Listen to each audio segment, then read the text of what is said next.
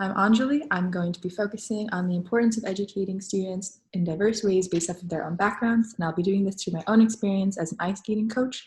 I'll also be giving y'all a basic ice skating lesson through PowerPoint. This presentation has a decent amount of pictures from my childhood.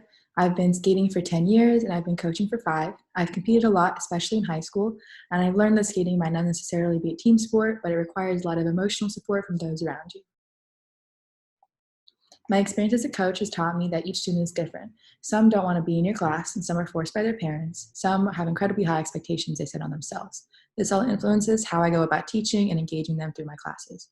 Here's a picture of me and my coach from back home. It becomes evident fast in the skating world that some people learn how to do things faster than others. Occasionally, you might get a student who already has had a previous coach or knows the basics. Some commit more time, and some are just lucky. This all impacts the progress a student can make. I also have to be aware of the different backgrounds students come from, whether that's age, race, gender, etc. Sometimes students have had bad experiences in the past with the sport too. And some students have multiple coaches, maybe one for spins and another for jumps.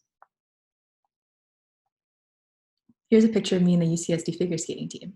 Students might also have a preference of either group or private classes. Groups either end up being too competitive or help with collaboration. Either way, it's important to have a good support system for your students. When you're teaching kids, you have to explain the concepts in a simpler manner. So you don't have to explain why they're doing something, you just focus on telling them how to do it and telling them to do it. The upside is that when they fall, they're more likely to get up and try again. When you're teaching adults, you get to explain the physics of the sport, that they're more aware of why we do certain techniques. For example, the girl in the picture is slowly bringing her arms in while she spins, and that's how she gains speed. The adults learn more efficiently this way and stay engaged. My go-to line when an adult is stressed is, "Nobody skates as worse as my mom, so don't worry about it." But when an adult falls, they're less likely to come back from fear. For the purposes of this presentation, I'm going to be treating you all as adults and taking you through a typical beginner's class. Let's start with the basics. You should tie your skates tightly at different points along the boot, but when in doubt, aim for tight. Make sure there's not too much wiggle room either. This helps keep you properly balanced on the ice.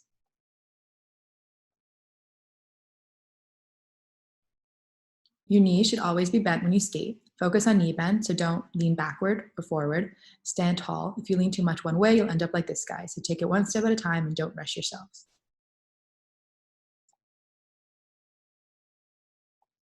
Your center of balance changes depending on what you're doing. So when you stand normally, your center of balance is at your core. But when you stand on one foot, when you're skating, or when you're spinning, like in this picture, your weight is redistributed.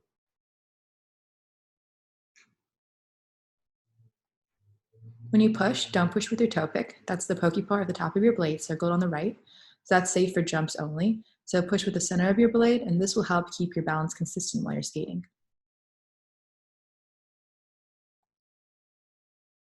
The biggest difference between these types of skates is that hockey skates have no toe pick and figure skates have a toe pick.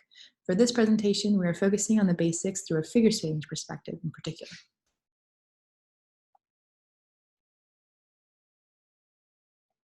Start with marching as if you're not on the ice. Eventually, you can start pushing with your blade, but again, not your toe pick. Your goal is to make strides with your feet by lifting one foot at a time and making sure you push behind like in the diagram. But remember to take it slow. Sadly, falling is inevitable in the sport, so the best places to fall are on your thigh or your butt for the most cushion. When you want to get up, you go on your knees like a puppy dog, put one knee up, place your hands on that knee, and push yourself up one leg at a time. You can try something else once you've gotten a better idea of how to glide. Try to make bubbles with your feet. In this move, both your feet stay on the ground the entire time. This can help you learn how to push and balance as well.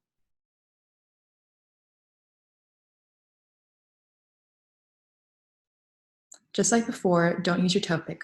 When you stop, you should focus on pushing your blade to the side and making snow.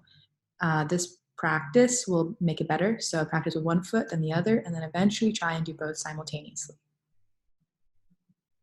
I end a class by giving each student a high five to make sure they know that they've accomplished something each day. Skating is all about muscle memory, so you have to keep practicing in order for any of this to make a long-term impact on you.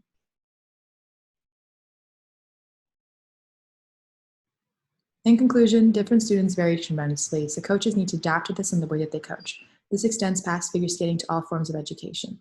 I hope you learned some basic skills that you can apply next time you go to your local ice rink. Remember to find that inner strength to keep trying.